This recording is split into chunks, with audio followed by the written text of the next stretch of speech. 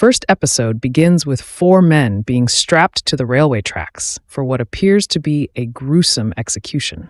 From a distance, the man behind the orders, Frank Moses, preaches about the role war plays in boosting an economy. It is apparent that the words are closely related to the enduring political strife in Kingstown, and this new figure promises to shake things up even further. As the freight train unintentionally cuts through the bodies, Frank disappears into the dark, setting the tone for the rest of the season. The following day, Mike McCluskey learns that his brother Kyle has accepted the plea deal of a 2-year sentence for shooting at a fellow police officer. Although everyone on board understands that Kyle is not at fault, their hands are tied as far as the law goes. Mike helplessly watches his brother go to jail, where more than a few criminals are eager for payback. Eager to get his mind off the immediate frustrations, Mike picks up a call from Ferguson, announcing the discovery of the train track victims. The ghastly nature of the crime prompts more questions than answers. The only lead the crew has so far is the victims' tattoos, which indicate they are Russian. Given that both Konstantin and Milo are out of the picture, the probability of a new Russian gangster filling the spot is at an all-time high, and yet this display of barbarism strikes Mike as uncharacteristic. Elsewhere, at Anchor Bay, the correctional officers welcome their new warden, Nina Hobbs, who immediately sets herself apart from Kareem as a strict, no-nonsense leader, specifically tasked with ironing things out in Kingstown. Although Carney tries his best to regain his lost standing as a right-hand man figure, Hobbs shuts him down and instead secretly converts Jackson into a prison informant. Mike, still aghast at his brother's decision to turn himself in, reaches out to Bunny in the hopes of cushioning the prison experience. The drug dealer assures him that Kyle is safe so long as he is placed in an isolated cell, with the bonus support from inmates like Raph sealing the deal. This, however, hardly helps Mike's uneasiness, and he resolves to step into the ring himself. Although Bunny maintains a tough facade, the situation inside the prison is tense, and an exchange with his business partner, Roberto, only reinforces that. Given the bloodshed endured in the previous prison war, Roberto has lost a significant amount of manpower, including a drug chef. As compensation, he demands the complete profits of the next batch, pointing out how Bunny is the only one profiting thus far. As Bunny's representative, Raph tries to clear the air but only ends up making things worse, forcing the correctional officers to intervene and cut the deal short. While the situation in the prison continues to simmer, Mike heads out with Ferguson to narrow down the list of suspects for the train track murders. First up on the list is Shaver, a former acquaintance who has since raised a drug business of his own. Upon being confronted, Shaver not only denies responsibility, but also asserts that not a single soul in town has any connections to those brutal deaths.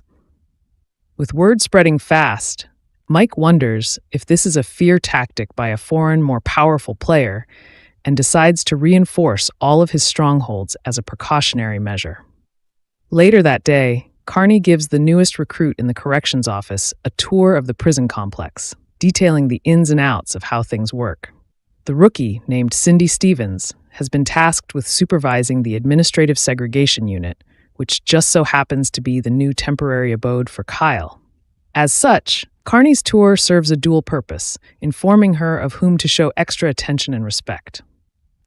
Meanwhile, Mike's attempts to break the ice with the new warden fail, as Hobbs rejects any exceptional treatment for any inmate, regardless of their social standing. While this enrages Mike to no end, he chooses to bide his time and try other methods instead. On the way back to his office, he comes across an unconscious woman lying on the floor and proceeds to help her, potentially setting up a new thread for the future. Things do not get much better from there on, as Evelyn enters his office by force, hoping to clear the air about Kyle's fate. In the intense argument that follows, Mike lays down all of his pent-up frustration, most of which is directed towards her decision to send his brother to prison. The exchange ends on a sour note, with Mike declaring that she is dead to him. Although his emotional breakdown is understandable, Evelyn is bound by the law, and her refusal to twist or contort it is what cements the gap between the two.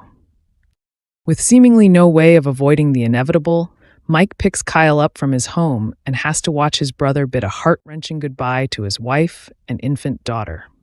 From there, the duo heads out for one final bash at the bar, where all of their near and dear ones are invited. In that list is Carney, who relays the new situation at the prison, much to Mike's dismay. However, he confirms that the new correctional officer, Cindy, has been properly coached and will be a big help from here on out. Mike returns to the party with a heavy heart, knowing that this is the last time he will see his brother as a free man for quite some time. On the journey to Anchor Bay, his biggest concern remains the horde of prisoners that might attack Kyle, given his background as an honest cop with several accomplishments under his belt. This fear ends up coloring their goodbyes, as Mike is ultimately unable to soothe his brother in any significant manner. While Mike sends Kyle off to prison, Bunny and his crew are faced with a different challenge on the road, as their car gets attacked by a group not belonging to Kingstown at all. After narrowly avoiding a barrage of bullets, Bunny gets Ferguson on the phone, who, in turn, clues in Kyle about this ongoing rampage. With 3 different parties now tackling the same target, it is only a matter of time before the path to escape disappears for the assailants. In the end, Ferguson catches up with the armed gunman and engages in a fierce gunfight, killing 2. The final blow comes from Mike, with one survivor being apprehended shortly after.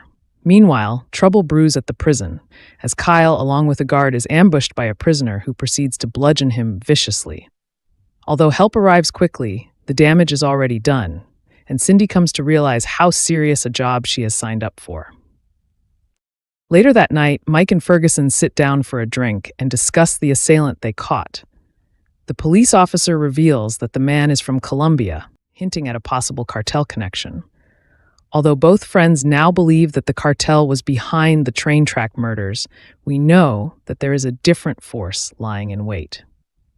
Soon after, Mike gets pushed deeper into the downward spiral, following a call from Carney relaying what happened to Kyle. The scene then shifts to Kyle himself, who has decided not to visit the infirmary for his injuries. From the neighboring cell, a man calls it a wise decision, citing all the enemies just outside the gates who are eager to draw blood. The person is revealed to be none other than Callahan, promising to make Kyle's prison experience more challenging than ever. Next, we see Jerry Barnes slamming his head in his cell, demanding a counselor. Cindy Stevens arrives and says it'll be tomorrow. Barnes responds by stabbing his neck, forcing Cindy to panic until Kyle McCluskey tells her to call backup. Meanwhile, Mike speeds toward Anchor Bay while talking to Carney, who warns he has no influence with the new warden. Mike wants an intro to Cindy and leaves a message for Tracy, asking her to call before visiting Kyle. Ian and Stevie interrogate the man who attacked Bunny Washington. The suspect refuses to speak, only muttering "abogado," then cursing them. Bunny meets Frank Moses, who reveals he wasn't behind the Colombians hitting Brighton Beach. He did it as a gesture. Frank proposes a partnership. Use his rail yard for transport at 30%. Bunny counters 10. They settle on 20. Frank says he wants to meet the mayor. At the prison entrance, Mike confronts Warden Nina Hobbs about Kyle getting hurt. She insists she can't contact family after every issue. Mike threatens that whatever happens to Kyle will happen to her. She later orders David Torres to reassign Carney. Kyle finds a cigarette in his mailbox, a silent message. Mike meets Bunny again, asking for a line on Kyle's attacker. Bunny says the guy isn't tied to a crew and is just trying to earn a name. Mike pushes about Colombians, but Bunny breaks and admits the track attack and the Frank deal, swearing it's opportunity, not recklessness. Bunny asks Mike to meet Frank, and Mike agrees only if Raphael deals with Kyle's attacker. Tracy visits Kyle. He tries to send her away, but she refuses. They exchange I love yous through the pain. Meanwhile, Raphael kills Kyle's attacker in the showers. Ian and Stevie tail the released Colombian kid, but get interrupted by a call from Captain Walter. Bunny informs Mike that the retaliation is handled. Mike returns to find Frank waiting. Frank hints Bunny's success is tied to Mike, offering partnership and warning of more outsiders coming. Mike refuses and says all he wants is peace. Hobbs learns about the prison retaliation and makes Mike the new target, ensuring he gets no leverage inside. Mike checks on Tracy, asking her to fake it for Kyle's sake. She says she already is. Carney catches Torres talking to dangerous inmate Roberto and warns him to keep distance. Mike calls Bunny and asks that if bodies drop, they stay outside the city. Bunny later attends a family party and learns Kevin Jackson is pressuring to move operations because the new warden limits power. Bunny shuts him down. Mike quietly asks Cindy to be a friendly face for Kyle and tell him who Kyle is getting tied to. The episode closes with Carney cooking dinner for his father before heading out. As he steps outside, he is shot 3 times. The gunman walks past Carney's dad silently. Next, we see news of Doug Carney's murder spreading. Mike learns of the death, while Warden Hobbs announces it to Anchor Bay staff. Mike visits Kyle and breaks the news. Kyle asks how it happened and whether anything was taken. Mike insists he's handling it, and Ian is on the case. Kyle admits the helplessness is the hardest part. Mike tells him he is inside because he's protecting, not powerless. Bunny meets Frank Moses and LJ, continuing to learn the scope of Frank's transportation network. Mike later tells Cindy Carney's death isn't on her, and that, for her own safety, they never met. Meanwhile, Bunny demands full access to Frank's pipeline before trusting him. Lamar interrupts to say a corner boy abandoned his spot. Bunny immediately mobilizes his men. Ian and Stevie examine Carney's locker with Torres present. They find drugs and a burner phone in Carney's boots. Mike later rejects the idea Carney was dirty, saying he wasn't smart enough to hide corruption, and suggests the items were planted. At the courthouse, Evelyn crosses paths with Robert. Their conversation turns heated, ending with her using Kyle's situation against him. Ian calls Mike to a crime scene. Several of Bunny's men have been butchered and stuffed in bags at Grape Street Apartments. Mike blames Colombians and orders Keno pulled so Bunny can be freed to act. Bunny receives another call from Mike. Mike urges retaliation. Bunny hesitates, saying he now has a partner and must collaborate. Frank signals he'll show a different kind of value. Driving through Kingstown, Mike sees Todd Shaver selling on a forbidden corner. Mike fires shots, drags him out, and warns him to stay in his own territory. He then learns Evelyn had a run-in with Robert and goes with Ian to Robert's house to confront him. The argument ends with Mike saying Robert's behavior is the only thing keeping him from returning to work. Mike later meets Bunny and Frank together. He warns that if they don't fight back, their legitimate fronts disappear. Bunny wants blood. Frank says there is no mine in yours, only our people now, asking Bunny to trust him. Cindy, rattled, smokes outside until C.O. Breen advises her never to trust inmates in ADSEG. Mike meets Kevin Jackson and asks him to watch Kyle. Kevin agrees, though he fears Kyle might meet Carney's fate. Mike goes to Hobbs to demand access and leverage. She insists her prison is secure. Mike says it isn't, and that they don't need to be enemies. Frank asks Bunny if he trusts him. Bunny says trust is at 60%. Frank says trust comes through time and sacrifice. Meanwhile, 2 of Frank's men launch an attack on Colombians at the squat house. They kill several, but miss the Colombian kid Ian released. He kills them both as they leave. Next, Ian calls Mike about a massacre at the Colombian squat house. Mike leaves Cindy and heads to the scene. Ian warns Bunny can't keep blowing up city blocks, but Mike reveals Bunny is partnered with Frank Moses now. Stevie says Frank looks harmless, but isn't. Mike tells them to find the Sicario who killed the 2 hitmen. Tracy wakes to her car alarm. The door is open, the house window too. Somebody was inside. Mike later searches the place, but finds nothing. He tells her he'll post patrol outside. After Mike leaves, Ian is shown watching Evelyn on the bridge. He drops an object into her moving car, causing her to crash. Mike meets Bunny and Frank about the Colombian house. Frank says casualties are part of business. Now they know the threat. Bunny suspects Roberto Cruz inside prison ordered it. Rafael has his number. Inside Anchor Bay, Merle sends Kyle a mirror so he can see what's coming. Cindy receives a new inmate and is mocked by prisoners. C.O. Breen defends her and later tempts her to smoke again. Rafael plans retaliation. Meanwhile, Nina Dobbs visits Merle, hinting he is useful to her because of his status in ADSEG and his connections. Mike visits Evelyn in the hospital. She claims kids threw bricks, but Mike suspects a targeted hit. She reveals she has a witness placing Ian at Morrissey's house the day Morrissey died.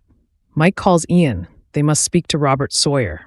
Robert denies doing anything. Ian backs him. Robert says Evelyn deserved it. Mike asks Ian if he was responsible. Ian swears he wouldn't touch her. In ADSEG during tray pickup, Cindy quietly makes a list of inmates with Kyle. Raphael meets Roberto, pretending Bunny wants peace. Seconds later, Raphael and his team stab Roberto and his crew. The yard goes on full lockdown. Mike meets Bunny again. Roberto is alive and only his men got punished. Mike says Dobbs is crooked.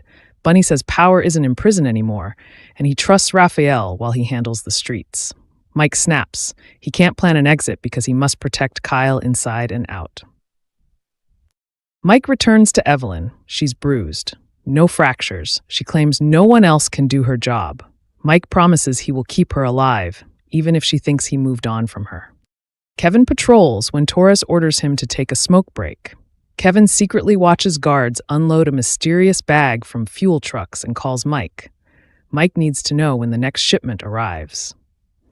Ian updates Mike. He has a lead on Evelyn's witness, though no name yet. When Mike leaves, Stevie asks if Ian meant to kill her. Ian says he was just trying to scare her, but if exposed, he's facing life. Bunny meets Frank. Frank tells him the strike wasn't clean, but the message landed. He advises Bunny to invest profits. That's what turns a criminal into a citizen. Cindy gets home and calls Mike. She reads her ADSEG list. Mike hears Merle's name, realizing Merle is positioned directly next to Kyle. Meanwhile, Bunny oversees crates of guns being loaded onto Frank Moses's train, unaware someone is watching from the woods. Mike meets Kyle and learns he's been placed next to Merle Callahan. Kyle says Merle only offers advice, but Mike warns he's manipulating him and promises to get him moved. Kyle asks Mike to get Tracy out of Kingstown. Mike tells him to stay focused and keep conversation with Merle minimal. Captain Walter informs Ian that a grand jury will meet in 2 days to bring charges against him in the Morrissey case. Ian calls Robert for help but gets no answer. Inside, Merle questions Kyle about his visitor. Kyle lies, saying it was a lawyer, and refuses to reveal details. Mike forces a meeting with Nina Hobbs. He confronts her about Merle being placed next to Kyle. She claims it was a paperwork mix-up and is being handled. Mike challenges her authority and demands Merle be moved to general population. Mike calls Ian and asks him to rattle Hobbs's cage. Though hesitant, Ian agrees. Mike visits Tracy and warns her that if Merle targets Kyle, he could come for her next. He convinces her to leave town and take refuge in Ohio. Ian, Stevie, and other officers pull over Hobbs, claiming suspicion of contraband. Ian secretly takes her gun as leverage. Later, he shows it to Mike, who says to let her sweat. Ian mentions the cartel's young Sicario is appearing around Morrison's, but remains hard to track. The Sicario is later seen planning something with friends over a map. Ian meets Robert and warns him about possible indictments. Robert says they'll protect themselves. Mike goes to Evelyn Foley and asks for Kyle's release. She says she wants Robert and is willing to indict Ian, calling this one problem Mike can't solve. Robert and Ian confront Reggie, a neighbor tied to Morrissey. When Reggie threatens to record them and refuses to cooperate, Robert shoots him and Ian finishes the job. They dump the body in the river and remove their slugs. Meanwhile, Mike visits Cindy Stevens, but she's away. On the tracks, the Sicario's crew blocks Frank's train with a jeep. The train hits it and stops. The cartel ambushes and kills the crew. Back in town, Hobbs visits Mike, ready to deal. She agrees to separate Kyle and Merle. Cindy later stops by the office. Mike says Hobbs has been compromised and can't be trusted. Kyle is transferred into general population. Mike receives a call from Bunny telling him to look outside. He races to a high view and watches Frank's train rolling down the tracks in flames. Next, we see Bunny calling Mike, saying he's heading toward the burning train. Mike and Frank watch from a vantage point, agreeing the cartel doesn't care who sees them. On the road, Bunny and Lamar hit a spike strip. Lamar steps out and is ambushed. A gunfight breaks out, and Bunny is shot. Lamar calls 911. At the depot, Frank explains the tracks must pause for cleanup and inspection. Mike notes that a normal gang would have stolen the guns, but the cartel simply burned them, flexing power. Ian calls Mike about Bunny getting shot, and Mike orders police posted at the hospital. Inside Gen Pop, Kyle waits in line for chow. An inmate claims he recognizes him and presses for details. Kyle elbows him, drawing attention. Kevin Jackson is stopped by Torres, who finds a hidden phone and smashes it. Tensions rise among guards. Raphael later corners Kevin, telling him Bunny's fall means Kevin now works for him.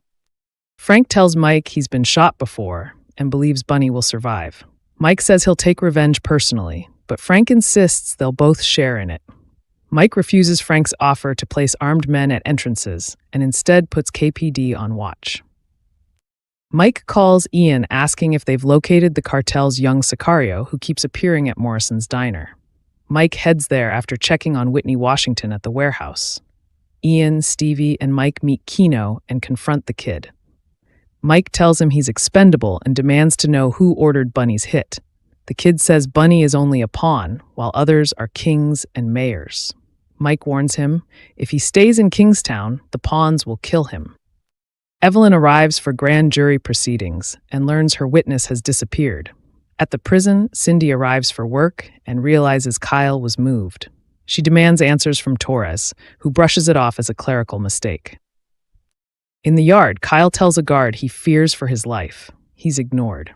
Cindy secretly calls Mike, who warns Torres is aligned with Hobbs. Kyle manages to call Mike briefly. Mike advises him to align with Raphael, but guards cut the call short and Kyle is dragged away.